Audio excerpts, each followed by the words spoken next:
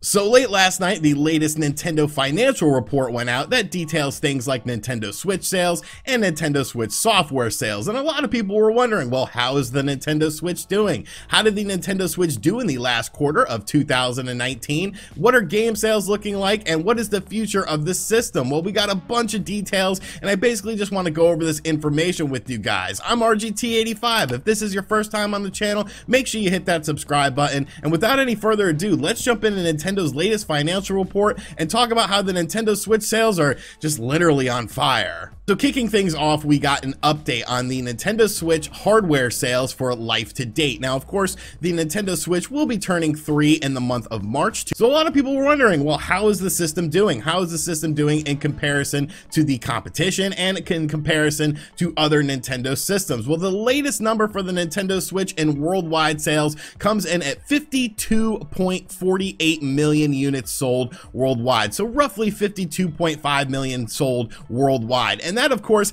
is a very large number. The Nintendo Switch now has officially surpassed the Xbox One and the Xbox One family of systems in total sales worldwide when it comes to hardware numbers. Now, obviously, Microsoft is going in a bit of a slightly different direction with things like Game Pass, but to see the Nintendo Switch doing so well, especially after the failures of the Wii U, is just an astronomical thing to see. Now, you gotta remember, the Nintendo 3DS only sold about 75 million units worldwide, so this system, the Nintendo Switch, is definitely on pace to surpass the Nintendo 3DS and the Nintendo 3DS family of systems, which is crazy to think about. You gotta remember, you had a bunch of variants with the Nintendo 3DS. You, of course, had the 3DS Standard, you had the 3DS XL, you had the 2DS, the 2DS XL, whereas with the Nintendo Switch, you only have 2 SKUs on the marketplace, the Nintendo Switch and the Nintendo Switch Lite. Now, of course, the Nintendo Switch Lite is the new system in town, so how has that system been performing? Well, it seems to be performing better than a lot of people anticipated.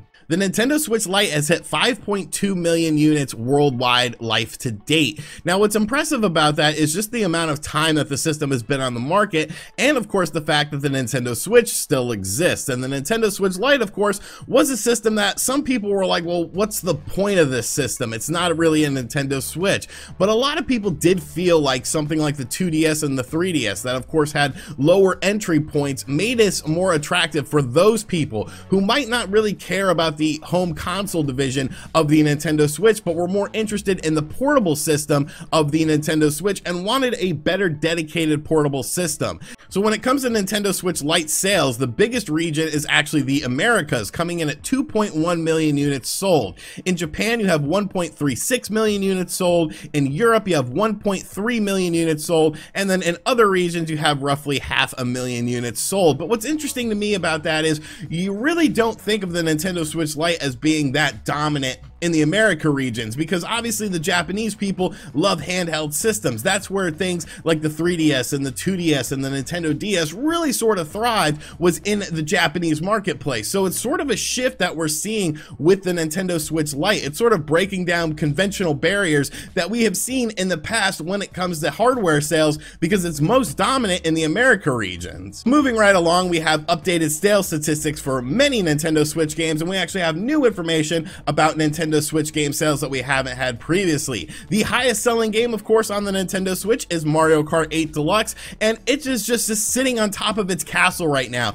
with 23 million units sold for Mario Kart 8 Deluxe. 23 million units! That is absolutely insane! I cannot believe that that game is selling so well. Moving right along, we have Super Smash Bros. Ultimate coming in at 17.68 million units sold. Super Mario Odyssey at 16.59 million units sold. The Legend of Zelda Breath of the Wild at 16.34 million units sold. You remember Pokemon Sword and Shield, that game that had so much controversy going on about it? Well, Pokemon Sword and Shield combined have sold over 16 million units so far, putting it on pace to be one of the best, if not the best selling Pokemon games of all time, which is just absolutely crazy to think about when you think about the lineage of Pokemon games and how many units Pokemon has sold throughout its time. That is just absolutely crazy. Pokemon Let's Go Pikachu and Eevee at a respectable 11.76 million units sold. Splatoon 2 is actually creeping up on 10 million units sold with 9.8 million units. Super Mario Party. I'm absolutely shocked about this game because I was not a huge fan of Super Mario Party. If you remember my review of it, I wasn't too thrilled about the game, but Super Mario Party has actually sold 9.12 million units. New Super Mario Bros. Deluxe is at nearly 6 million units, and something that really makes me happy is Luigi's Mansion 3 is coming in at over 5 million units sold, with 5.37 million units sold worldwide to date. And that game was absolutely fantastic for me. That game was my favorite game of 2019 on the Nintendo Switch, and I'm glad to see this game is selling very well, because this game, I feel, is an important game for Nintendo Switch owners. Now, on the lower end of the spectrum, we actually have some information on some other games. Ring Fit Adventure, which was an interesting game that I didn't play, but my buddy Beetlejuice played it, is actually at 2.17 million units sold worldwide, which I feel is a lot better than a lot of people anticipated. Now, two big games for 2019 for the Nintendo Switch that were exclusive to the console that we didn't really get much information on in terms of sales were, of course, Astral Chain and Marvel Ultimate Alliance 3. Well, thankfully, both of these games have sold over 1 million units. Marvel Ultimate Alliance 3 is currently at 1.02 million units sold, and Astral Chain is at 1.03 million units sold. So I know a lot of people were considering those games to somewhat be flops, but I think if you sell over 1 million units, you are not a flop. You are doing well enough. Obviously, these games were, a bit different than what you see from typical Nintendo games. When you look at the best-selling Nintendo Switch games to date, games like Mario Kart 8 Deluxe, and of course, Super Mario Odyssey and Mario Party, those games have a bit of a wider appeal than something like Astral Chain would, which was a hardcore Nintendo Switch experience. Same thing with Marvel Ultimate Alliance 3. Those games were a bit more niche. So to see those games sell over 1 million units, you have to be under the impression that all the companies involved in those games are definitely very happy with those sales, because those are very strong sales. One thing I found very interesting about the Nintendo Switch financial report was the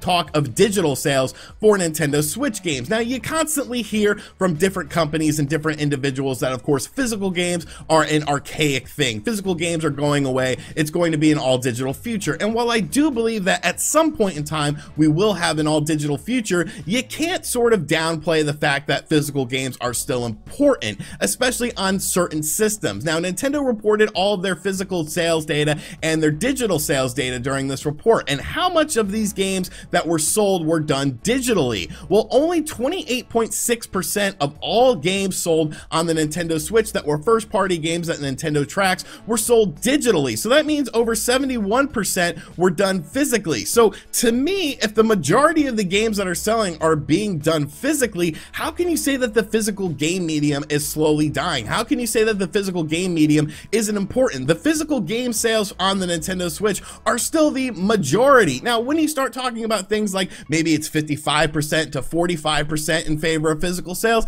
then yeah, you could talk about physical game sales dying, but a vast majority of games sold on the Nintendo Switch are sold physically. So I do not believe this narrative that physical games are going away anytime soon, because I think the sales data completely contradicts that statement. I think video game companies themselves want physical games to go away because it's less marketplace markup for them. When you have to do things like a box and, something in the instruction manual and then like a little leaflet for the box to do some artwork, that obviously costs money, and you make more money on digital sales. But consumers are speaking with their wallet, and obviously consumers are enjoying physical games still. So everything sounds very promising for the Nintendo Switch, but they did give a forecast of games coming out, and that's where things get a little bit leery for me. That's probably the one takeaway I have from this that could be potentially negative. Now, of course, a Nintendo Direct that is coming very soon will probably change all that. We'll learn about new games coming out from Nintendo for the Nintendo Switch. But looking at the forecast right now, it's a very bleak forecast. So, of course, Tokyo Mirage Sessions already came out, and that released on January 17th. You have Pokemon Mystery Dungeon Rescue Team DX coming out on March 6th, 2020. Animal Crossing New Horizons, which is obviously going to be a huge game for the Nintendo Switch, is coming out on March 20th, 2020. The rest of the games that are listed on here are either 2020 or to be announced release dates. You have Xenoblade Chronicles Definitive Edition coming in at 2020. Bravely Default 2 is also a 2020 game that is actually being sold as a Nintendo product. It is, of course, a collaboration effort between Square Enix and Nintendo. You have Bayonetta 3 to be announced, Metroid Prime 4 to be announced, and The Legend of Zelda Breath of the Wild sequel to be announced. So when you look at that lineup of games, you only have games with 2 games that have concrete release dates that are coming out in the month of March. You have 2 games that are listed at 2020, and then beyond that, nothing else. So obviously, Nintendo probably has some tricks up their sleeve. Now, what are those games going to be? Nobody is really sure. There hasn't been much talk about what's going on. Of course, there's been some talk about things like a 2D Metroid potentially coming out in 2020 for the Nintendo Switch. I feel that The Legend of Zelda Breath of the Wild 2 is going to be a holiday 2020 game to sort of combat all the hype and stuff going on with things like the Xbox Series X and the PlayStation 5. Obviously, it's going to use the same engine as Breath of the Wild. Nintendo has done things like this before when you're talking about Zelda games. Look back to the N64. Of course, you had The Legend of Zelda Ocarina of Time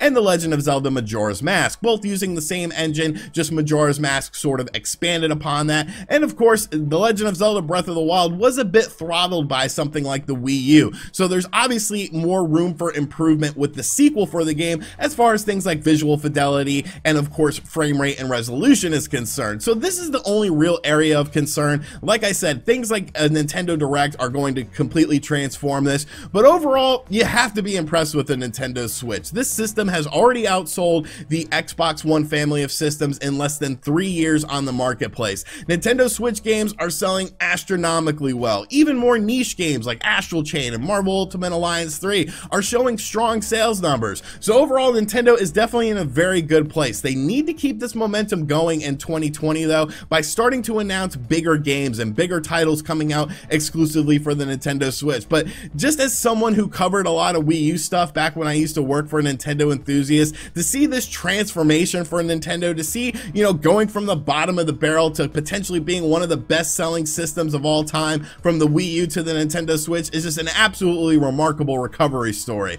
So let me know in the comment section down below what you think of all of this data. Do you find data like this interesting, or were you bored out of your mind for this entire video? And as always, guys, thank you for checking out this video. If you're new to the channel, make sure you subscribe and turn on notifications. Be sure to check out the pinned comment in the comment section down below if you want to pick up things like, oh, I don't know, the 32X complete guide, maybe a little bit of RGT merch, or you just want to follow me on social media. And as always, I'll catch you guys on the next video. Later.